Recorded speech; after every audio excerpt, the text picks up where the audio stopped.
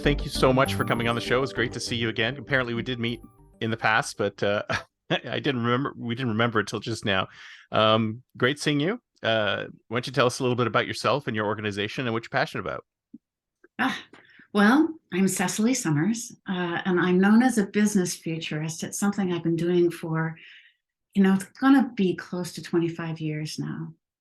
And the work that I do is really focused on strategy, innovation, and leadership, which I see as different stages of the same process, right? And taking a look at how do we ask good questions around the fuzzy front end, which is where strategy and innovation live, with best questions. And then how do we as leaders really have the capacity to hold the uncertainty, take the risk, lead people toward all of that. And so I now work with people on how to think, see, and lead like a futurist.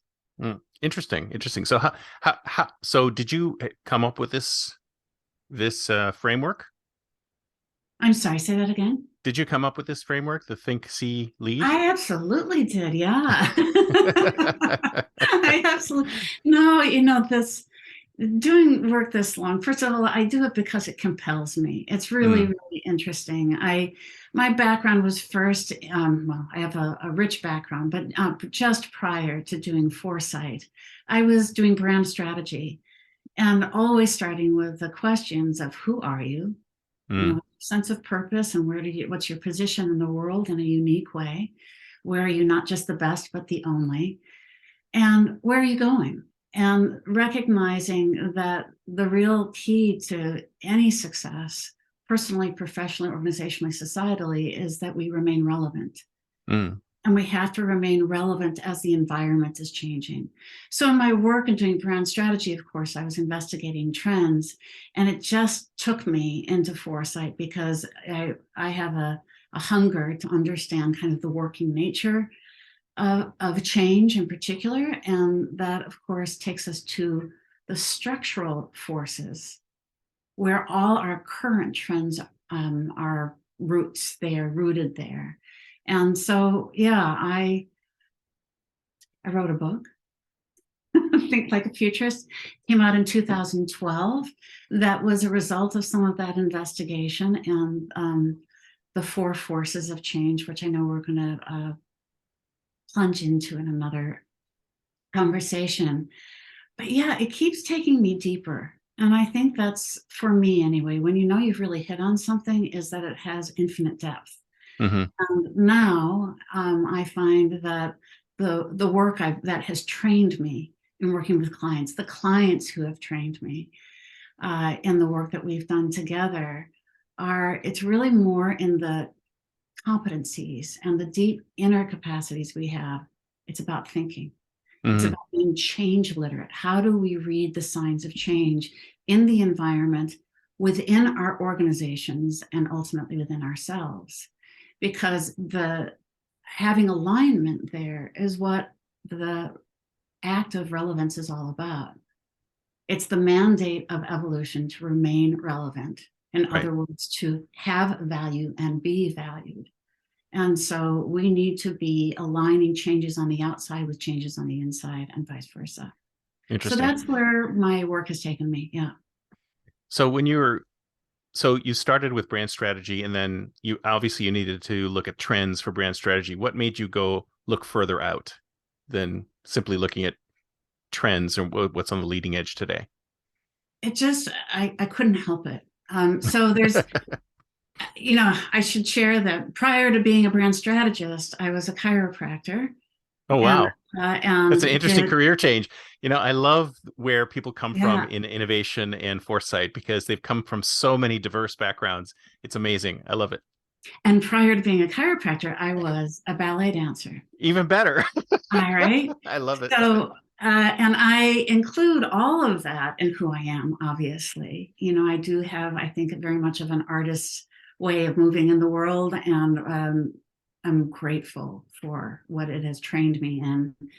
But also being a chiropractor, which was to be a primary care doctor. I also did Chinese medicine and homeopathy and nutrition, and Hmm. built a big clinic and really got interested in business and did well. Taught anatomy and clinical sciences for 12 years. So I went deep on that as well, and fell in love with the business side and was being asked to do quite a lot. But in any case, when you said why move from trends to foresight, it's because I think my orientation is that I'm a good diagnostician and Mm, systems thinker, and it just naturally has me look under the surface. And because trends and current issues are what take our attention right now, they're really the expression of forces that occur at a deeper level. So I just had to look. mhm. And I, was being um, attracted to people who did foresight. I began to study it myself and just take it into my own work. It felt like if we're going to do strategy, this is what it is, and that it would be irresponsible not to do it. So that's Right. what I Because you're did. basically getting ahead of the trend, Yeah, right? Yeah.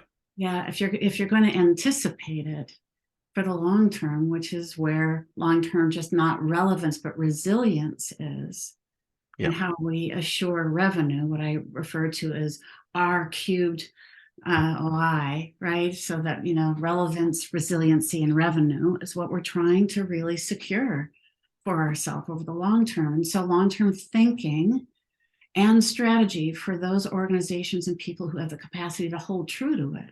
And that's the difference, right? Oh yeah, that's Rather that's than just that's be the tough reactive. nut right there. It Holding is true to it. everything. Holding true Well, to it.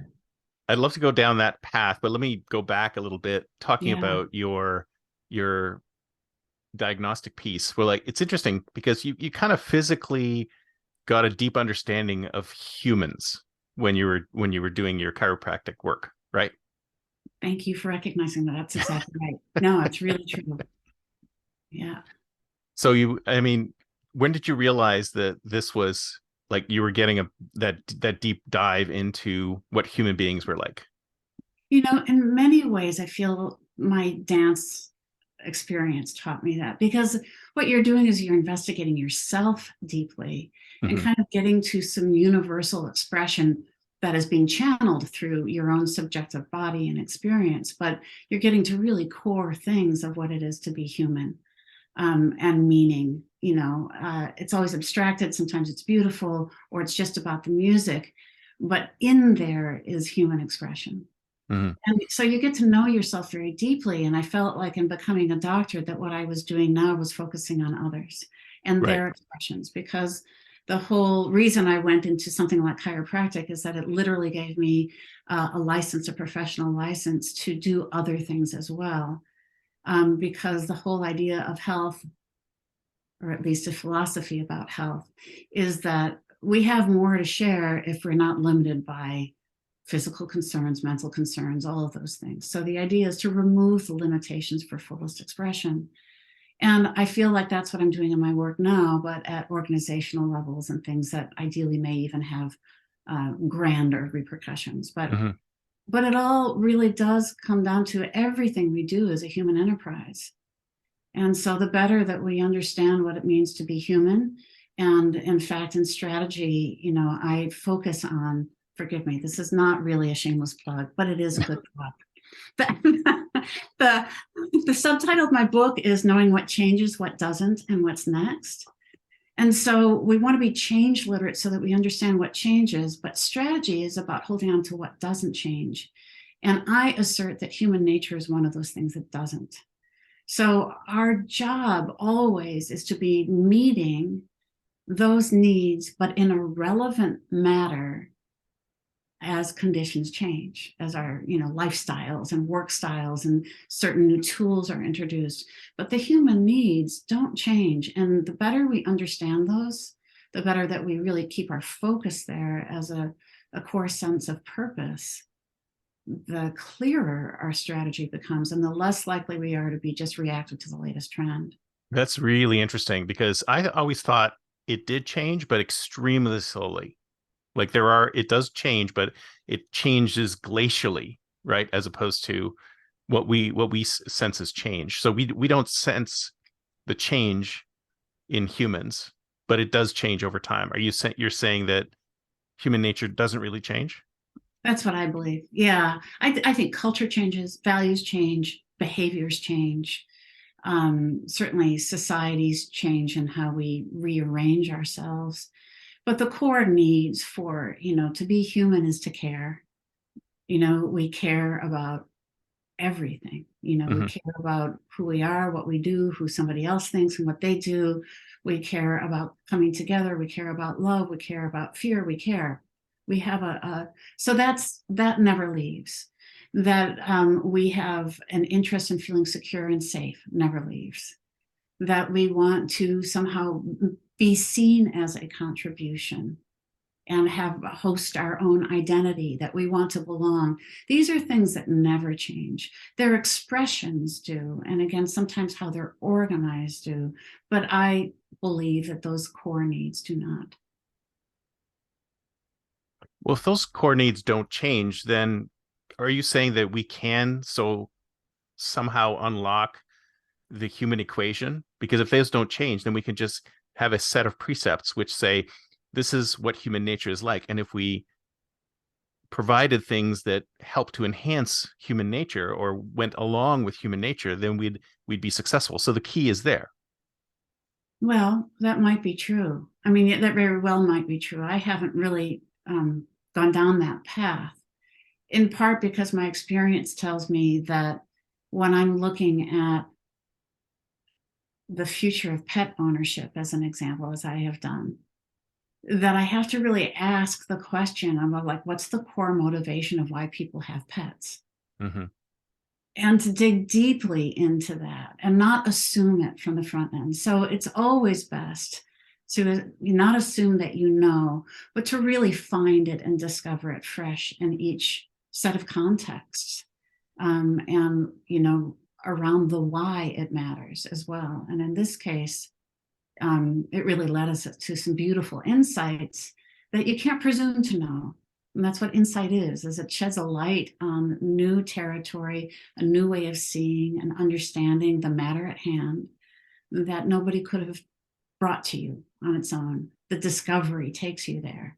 And while we may recognize that at the core, there's a beating heart that wants to be loved, that's too cliched to actually make any good business strategy from. Exactly. So It's obvious too. You'd think it's yeah, obvious, but it's not, right?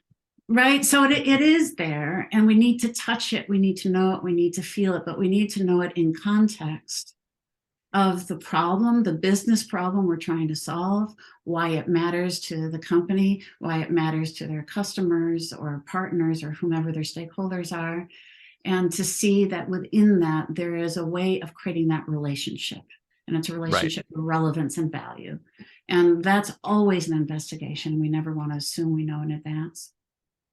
Excellent. Yeah. So it's interesting you should say that because I remember I read a quote, I forget who it was, maybe Robert Greene. It's like it's in our nature to go against our nature. Well, what do you believe that that's true? Oh, I like that. Yes, I think that's true. I do. That's a really good koan, in a sense, because anything that makes you go it's fodder. It's good fodder for really considering. Yeah, I think that is true. We part of our nature might be, in fact, to go against it, and Hmm. that is part of nature as well. I do believe that everything in nature, of which we are a part, carries these paradoxes. So it is natural for us then to say that the kind of ingenuity that humans are capable of um, has us imagine things that are beyond our capability. And that's how we've built so much in this world. That's what advancement looks like. Hmm. We imagine, what would it be like to fly? What would it be like to have, you know, lights that you could switch on? What, like we ponder these things and then, dig into the physics of it and all of those things that our brains are capable of. But in so doing, it is a realm that is outside of the kind of core nature. But we are Right. natural. They come together. We are a whole. Yeah. So I came across something the other day which discussed how unnatural our lives have become, right? Compared to we haven't really evolved that far from when we were sort of Neanderthals wandering around the savannah. And if you think about it, we're flying at supersonic speeds. We're driving in 100-mile-an-hour vehicles. Are humans able to handle these kinds of sort of changes that are not really mapped to physical human nature? Yes and no. I think, and um, maybe that's my typical answer anyway, is that there's always a, kind of like yes and yes to both sides. Um, so no, I don't think we're really prepared. Um, yeah, I think that's just true. I don't think we are prepared like that, that it's thought through, that it's been regulated from, the beginning, and who regulates, by the way, Hmm. according to which lens, et cetera. That's a sticky wicket. So we are out over our skis. And in some ways, I think we always have been. That's part of our nature. On the other hand, I do believe that we have within us the capacity to hold it all and to make sense of it as we go. But I also believe that these are innate capacities that have to be trained. Hmm. And that's, where I focus my work on leading like a futurist. We do have to be able to hold it all in order to be intelligent and wise about it. And we have to be able to, a core function of being a futurist is, I say, to be a zoomologist. You have to pull back out and be able to get the meta perspective on any phenomenon or any issue, and then be able to zoom back in and get granular again so that you can deal with it in real time according to these pressures, but hopefully in alignment with what you've just seen and where you're going too. And that's the job, is to know how to do both. And sadly, I think we're mostly trained for staying right here Hmm. and reacting a lot. And we have many aspects of the design of our systems that reinforce short-termism, and do not reward long-term views or the ability to hold that space open as we learn from it, invest, take risks, and all of that. So that's a design issue in part.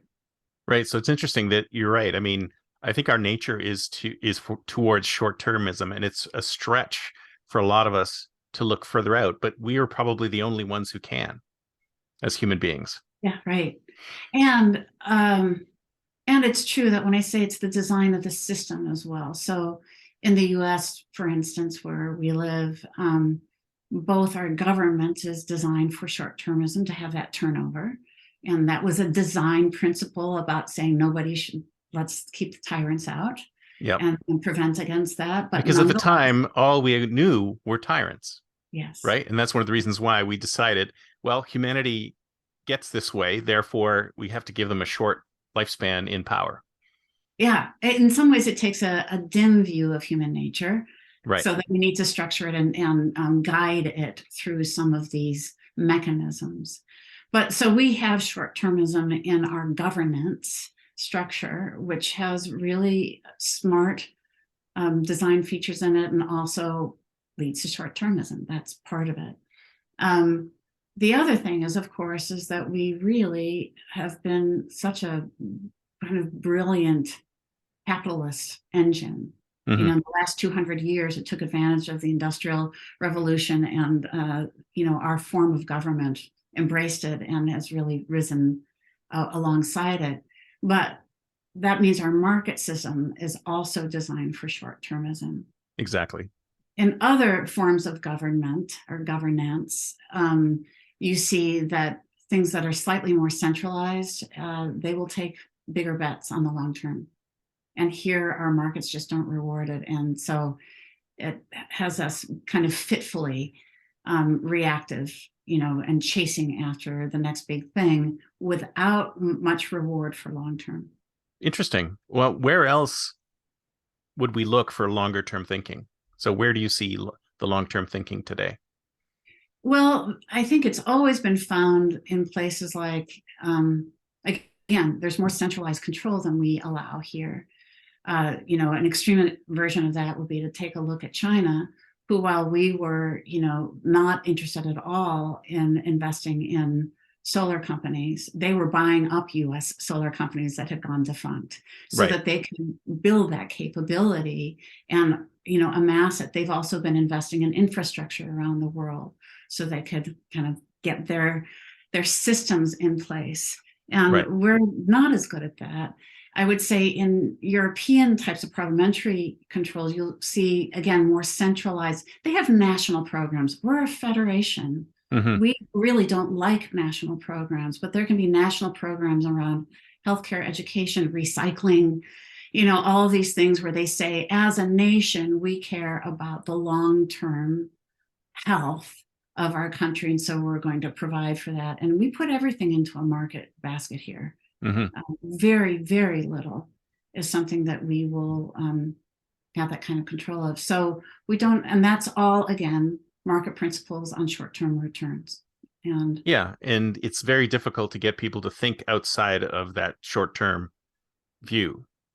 the Here. only places I see that, you'd ask that question here and within our system is typically they're privately held companies and or companies that still have charismatic visionary founders that have gone public, but who are saying, Steve Jobs famously did, I don't care if we only have 3 to 4% market share. We're up to something, and that's more important than trying to meet sales. And of course, during that, short window when Apple did get some new leadership in and tried to do that, they created, brought, Jobs back in, and again had a point of view that they have continued to ride now under the stewardship of Tim Cook, to great success.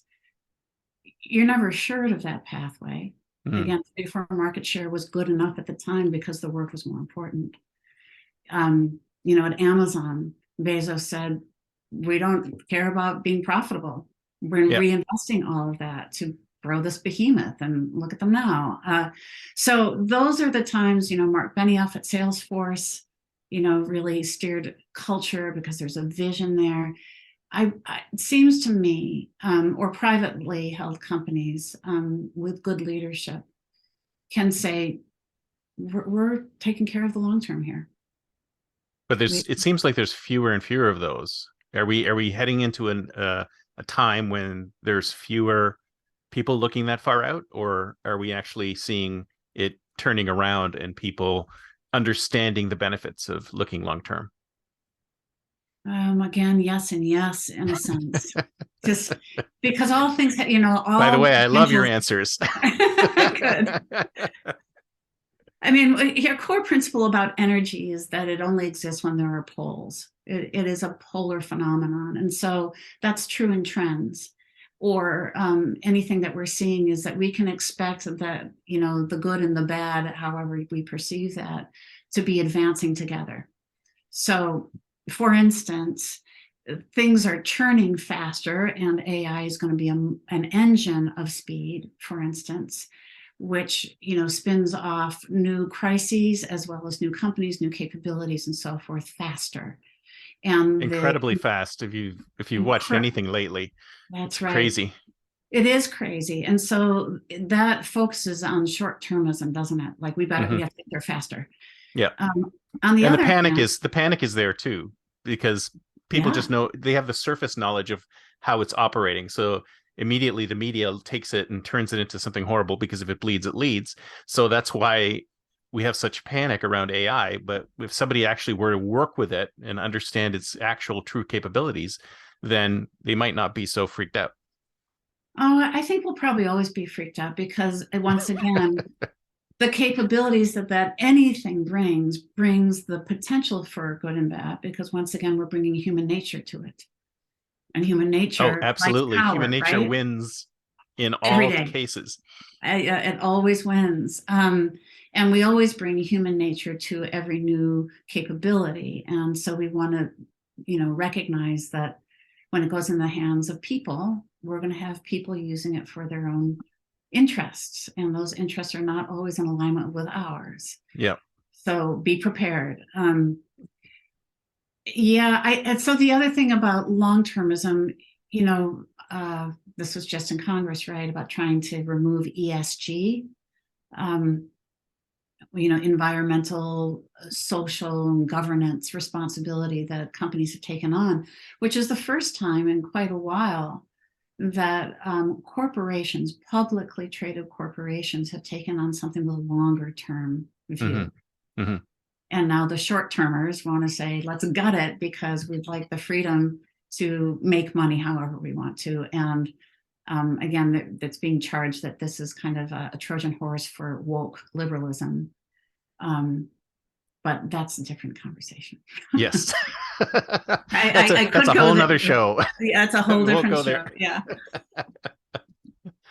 So you're saying that you're not sure. We don't know if people are looking further out, but it's our human nature. Actually, let me formulate my thought first. So I think you're absolutely right about human nature. I think it underlies everything, and I think a lot of times people forget that it's there, and they think, well, maybe we can get humans to do this or do that, and things that actually go against human nature, and then they wonder why they failed. Do you find that that's the case? Well, there's a little phrase in there that I'm very alert to, and I try to address whenever I hear somebody say, how do I get them to? Mm-hmm. Number one, I feel we are in an argument with reality. Mm. Because getting people to do anything is not really the game. Right. People, I would say, probably pervert it or interpret it as possible. It's possible to persuade, to influence, and of course, our market is full of, that's what marketing is. But what you're trying to do in those situations is have people appeal to their own self-interest and to that human need where they go, yeah, I belong to that, or I want that, and thank you for showing the way, and you're reinforcing that set of values for me. But I think trying to engineer human behavior is folly, ultimately. So yeah, that makes me a little nervous. But aren't we trying to change human behavior though, for the betterment of everyone? Are we? Are we? Or should we be? Well, from a bigger perspective, I would say, we're all captured by a worldview, which we may or may not see. And every worldview, be it nationalism, religion, spirituality, agnosticism, whatever it is a lens for seeing reality. And typically, certainly the American experiment was, to help everyone have more access to their own pursuit of happiness and growth, right, and liberty. So that seems to be a common outcome. Typically in organizations, we want our purpose and vision to be clear so that we can come together as a cohesive group and collaborate at scale for an effective outcome. Mm-hmm. So I think in that way, you're exactly right, that social groups of every kind are always cohered by a worldview, by the narratives and the stories that we hold. It's Yuval Harari who, in his book *Sapiens*, asks that perennial question of what makes human, and maybe humans distinct. Which I always feel like, do we really know how to answer that one anyway? But at least he gives it a try. Case, well, we do so by comparison of brain size and so forth, but nonetheless, physical characteristics. Yes, yeah, and potentially biological, but anyway, we can't know anything than what we know. But Harari says that what makes humans is their ability to create fictions, stories, and then make realities out of those fictions. And so that almost everything we engage with now, conversations, philosophies, ideologies, politics, economics, literature, religion, the pub, whatever it is, it's a fiction. It's something we created and defined and then said it works this way and we made it up. Even sciences, and I hope that I don't offend anybody in saying sciences are too shaped by a worldview. Mm-hmm. They're trying to answer certain questions through a specific set of tools that is shored up by some philosophical theories. Oh yeah. I mean, if So you think about it, a hypothesis is fiction, right? I mean, all that's the fiction. whole point. And Harari goes further to say, yes, we do this, a brand, a corporation, these are all fictional entities. But what the other thing that humans do is they engage in gossip. Mm-hmm. And so gossip is a way of sharing the worldview kind of through the networks that keeps people bonded together who are at a greater and greater distance. And of course, one of the things that we have seen in the advancement of societies is that as our communication technologies have grown, from cave drawings to tablets to books to printing presses and so forth, and now to telepathy practically and AI, chat GBT, is that it speeds up and closes the distance so we're able to scale a sense of identity and belonging ever greater. And so it does mean that cooperation at scale, says Harari, going back there, is what makes us so powerful. Mm-hmm. And what allows us to cooperate at scale are these shared worldviews. So if we come all the way back to your question about, aren't we always trying to seek for the betterment? And I would say probably according to the worldview that we hold and share with other people. Yeah. And Right. we choose what that looks like, or maybe not choose, but believe what that Yeah. looks like. But if you Yes. think about it, I mean, you're absolutely right. We haven't really changed. All our tools have changed, but we still, so instead of going to the corner store and having coffee with our buddies and gossiping there, we get online and get on 4chan or Reddit or whatever and talk with other people there. And it's basically the same type of conversation that you would have. It's just that our tools have changed completely. Yeah. And here you and I are having this conversation, which is shared with other people Yeah, because we think this conversation might be valuable for them. Then the conversation grows. And it's not just you and me at a coffee shop. Yeah. exactly. Exactly. Yeah. I love it. So let's go to the core of what we were talking about before. So thinking like a futurist, Hmm. right? So how do you do that? Because I think it's extremely difficult for a lot of people. I remember when I was running the Yahoo Futurist program, Dave Philo, we had him do a video to announce the program, and he said thinking about the future is very difficult. And I thought to myself, well, I don't find it that difficult. But so we had two completely opposing views of what thinking like a futurist is like. So what is your description of My it? take on that. Yeah. Um, I would say thinking about the future is not difficult in terms of the approach, but doing the work is intensive. Like Mm, really going to do good work, then it requires, frankly, a lot of research and investigation. Um, but how do you do that? I have frameworks that I use that I do feel build that out. I believe when we're thinking about the future, we're always in a question mode mm, because we don't know. This is inquiry led exploration and has to be formed by what I refer to as best questions rather than best practices. hmm. In fact, I go further to say, our tendency to reach for best practices is results in best practice side because best practices kill inquiry. I love You that. I have a kill the friend of mine questions who absolutely hates the concept of best practices yeah. because in his mind, every situation is different. So there's no possible way you can apply practice A to system B because they're completely, even though they're similar, they're completely different. And best practice doesn't really exist. Well, I guess I would say it has some value, but it's in the wrong place. For Mm, me, what we're doing, we're wanting to cast a question to say, what would it be if? And then that's a challenge, an opportunity, an aspiration. What would it be if?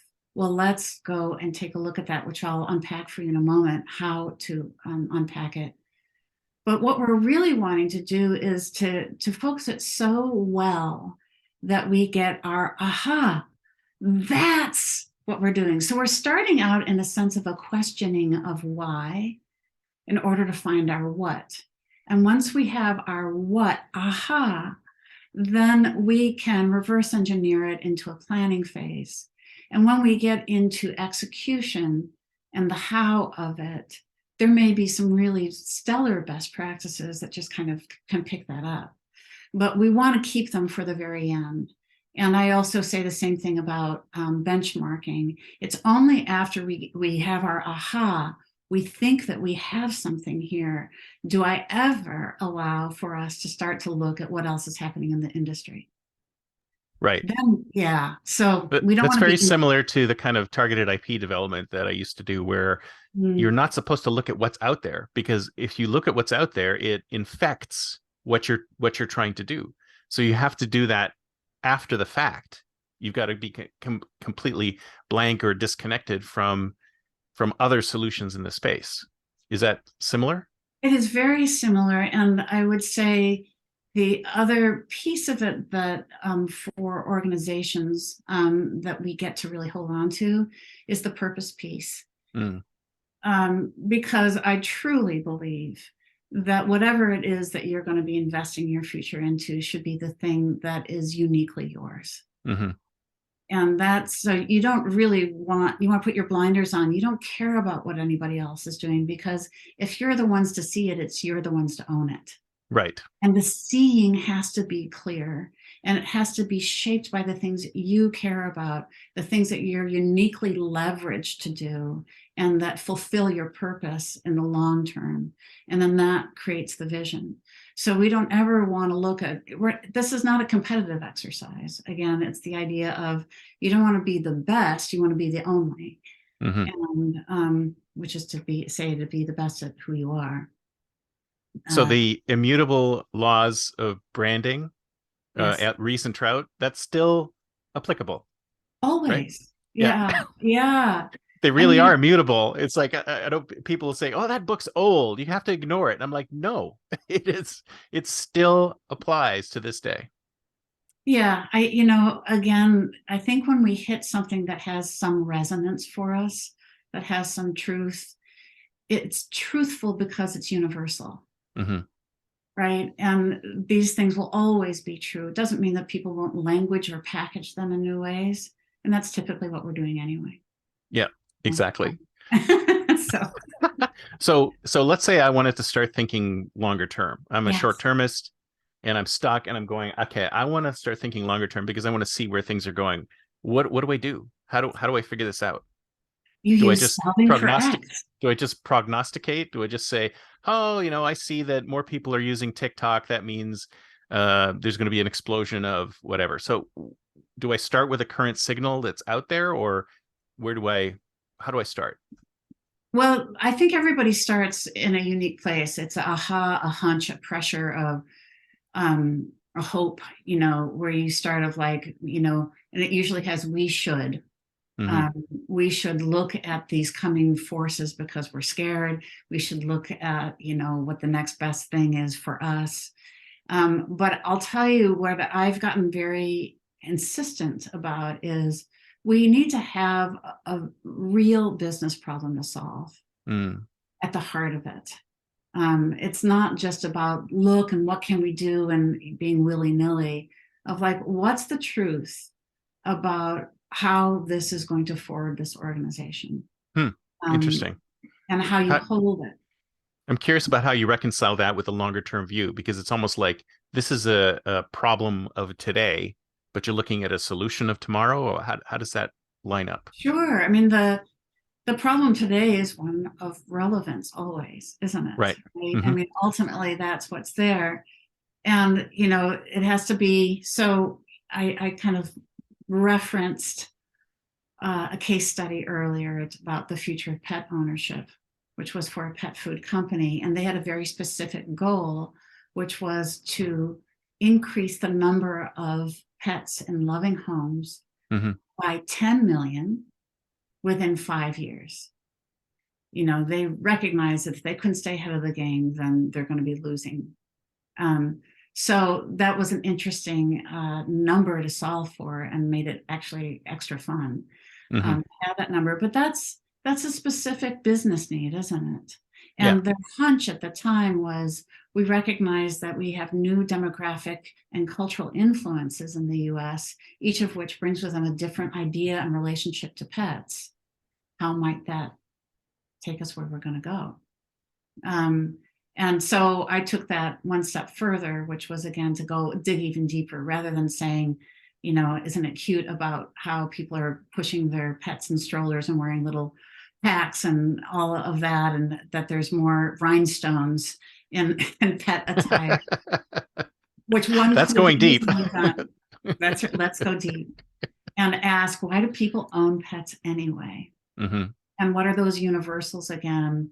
And interviewed paleoanthropologists and animal behaviorists, and went to pet shelters and homes and kids with goldfish, and and to then also take a look, what are the levers and triggers for when people are more inclined to invite pets into their lives, because pets carry certain barriers.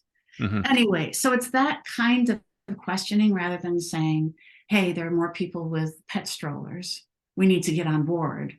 No, let's look deeper and go, what is it that secures the relationship, and what is that relationship about?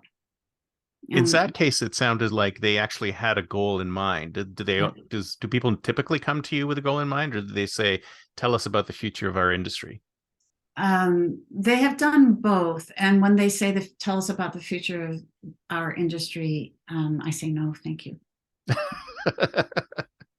Nobody wants to hear just generic where things are going. I just can't do it. I can't stomach it anymore. It doesn't feel valuable. I need a problem to solve. I mean, the thing I can do is I can help them. I can share how you think, see, and lead like a futurist. I can give them frameworks. But until we're actually solving something to point the research toward, it's just, it's more hype. Right. So, but it's not too, like, if I said to you, tell me what it's going to be like in 10 years, you're not going to be able to come up with that, because there's no specific focus. So if we say, tell me where social media will be in 10 years, that's still not good enough, right? It's like, how do we get the rest of the planet that is not on the internet? Like, where will that be? Is that more of a business problem? So I'm Meta, and I'm trying to get the rest of the world on my service. Yeah, I would in say 10 years. Are we talking about an infrastructure issue? Like, is this more satellites in the sky?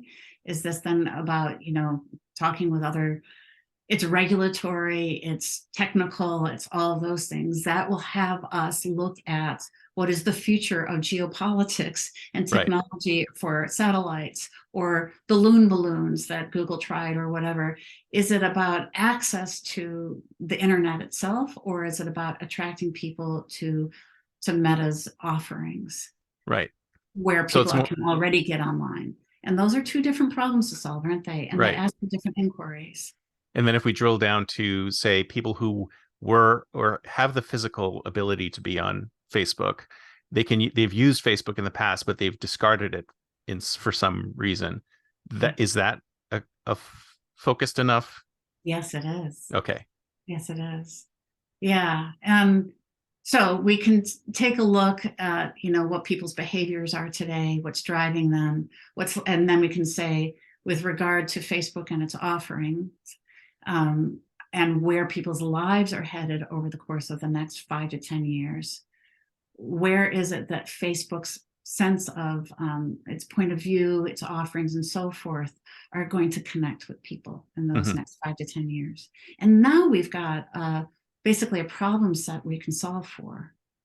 Well, that's great, because a lot of the futurist work that I've done with other people is more speculative, right? It's almost like writing fiction or coming up with news from the future or whatever, which doesn't connect with a business problem. And if it doesn't connect with a business problem, then in this world of short-termism, people are like, well, that's fine and nice and everything, but it doesn't hold any value to me, Yeah, I right? think most of the time the speculative work trains people to think more specifically and think about scenarios. It may awaken them to be sensitive to some things that are happening in the world and feel more engaged and less afraid.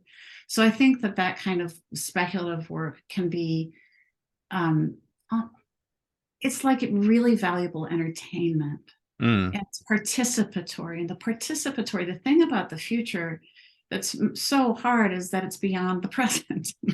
and, That's right. and meaning it's beyond our senses. And the only way that we make sense of reality is through our senses.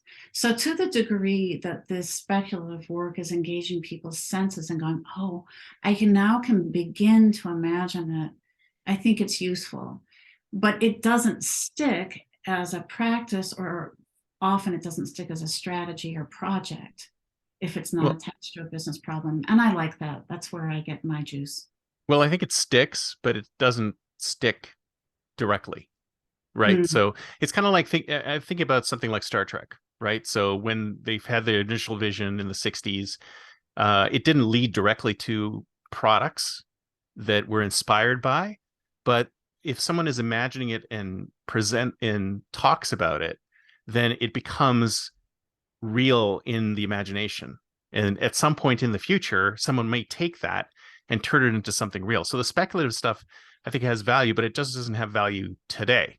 Where it sounds like what you're talking about is here's some nearish term speculative stuff, which is based on reality and has application to a current business problem that you need to solve. yeah. Yeah. I mean, that's Right. just, what turns me on. And I really don't want to do work that's not, like I get excited about doing something. I get excited about pulling my sleeves up and digging in and doing something real with Hmm. real people that makes a difference today, that has been informed by long-term thinking, and make sure that we're in alignment with that. But let's know how to manage it. And then we get into change management stuff. Right. Yeah. And I like that part too. Right. Yeah. So if I were to construct a an input, Yeah. what would be the best way to construct an input into this thinking? Into this thinking. Well, I'm just wondering, the framework that I use is an equation I refer to as solving for X, because again, what we're doing is we're dealing with an unknown piece, hopefully a business problem. And then what I think might be useful is for me to share that with you, the visual. And I know for people who are listening via audio, I have this on my website too, and I'm sure we can have a link to it, right? Yep, definitely. Yeah. But it is worth narrating, I think. And so, do I have permission to share? You should. Hold on.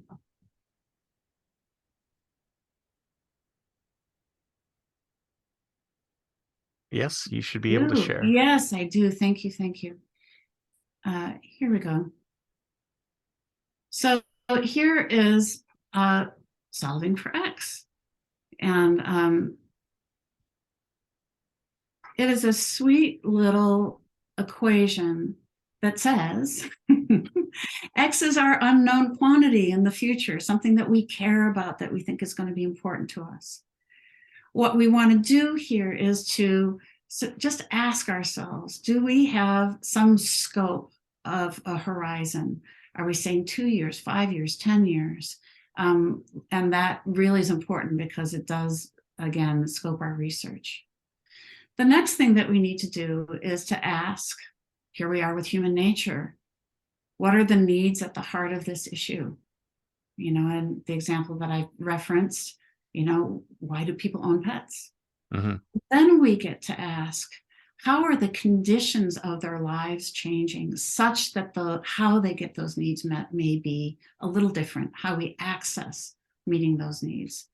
So we get to see how those changes in how people are living will be relevant to the core idea that we're trying to solve for. So are those the conditions in that time frame? So if I said in 7 years or whatever, that would be the conditions that we'd expect in 7 years? Yes. Okay. And the other part of this is what I think we'll review together next time, is how to see like a futurist, because how I dig into those conditions is in through the four forces of change, which is another framework that I use. And it tells us where to scan for emerging signals of change Mm-hmm. that are going to affect this problem in that time frame in meeting those people's needs. So it's all context driven. And then we want it to be purpose driven, to say, and why is this important to you?